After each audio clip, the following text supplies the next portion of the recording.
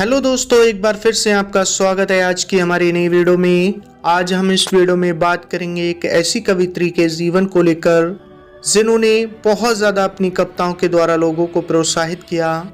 जहां तुम्हारे चरण वहीं पर पदरज बनी पड़ी हूँ मैं, मेरा निश्चित मार्ग यही है, ध्रुव सी अटल लड़ी हूँ मैं। ये विचार सुभद्रा कुमारी चौहान के द्वारा लिखे गए थे। पुरुष प्रधान युग में अपनी राष्ट्रीय एक पहचान बनाने वाली लेखिका, स्वतंत्रता सेनानी सुभद्रा कुमारी जी ने अपनी कविताओं के माध्यम से लोगों को अपने देश के संप्रभुता के लिए लड़ने का बहुत ज़्यादा प्रोत्साहन किया। हर वर्ष गूगल डूडल बनाकर उनके जन्मदिन को मनाया जाता है। वीर रस की सुप्रसिद्ध कवित्री कही जाने वाली लेखिका सुभद्रा कुमारी चौहान का जन्म 16 अगस्त 1904 ईस्वी को इलाहाबाद के एक गांव निहालपुर में हुआ था। इनके पिता का नाम रामनाथ सिंह था। वे एक जमींदार थे। वे शिक्षा को प्रमुखता देते थे। ये 4 बहनें और 2 भाई थे।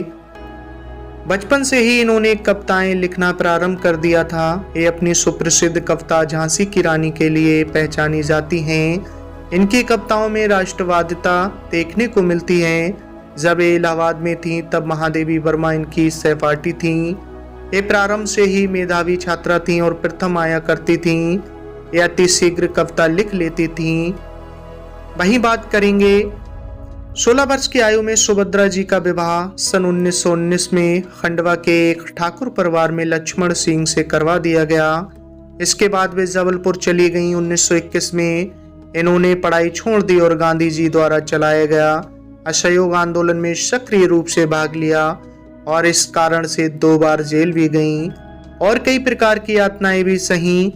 ऐसा कहा जाता है कि इस आंदोलन में भाग लेने वाली वह प्रथम महिला थीं। एक वीर स्वभाव की रचयिता होने के कारण वे स्वाधीनता संग्राम की सेनानी भी थीं। इनकी 5 संतानें थीं। इनकी जीवनी के बारे में मिला तेज से तेज नामक पुस्तक से पता चलता है। ये उनकी पुत्री सुधा चौहान ने लिखी थी। सन 1976 में सुभद्रा कुमारी जी पर 25 पैसे का एक डाक टिकट जारी किया गया। इसके साथ ही 28 अप्रैल 2006 में भारतीय तटरक्षक सेना ने एक जहाज का नाम उनके नाम पर रखा था। वहीं बात करेंगे सुभद्रा जी की मृत्यु को लेकर। सुभद्रा जी की मृत्यु 14 फरवरी 1948 में सिडनी में एक सड़क दुर्घटना के कारण हुई थी। सुभद्रा जी की रचनाओं के बारे में बताना चाहूँगा।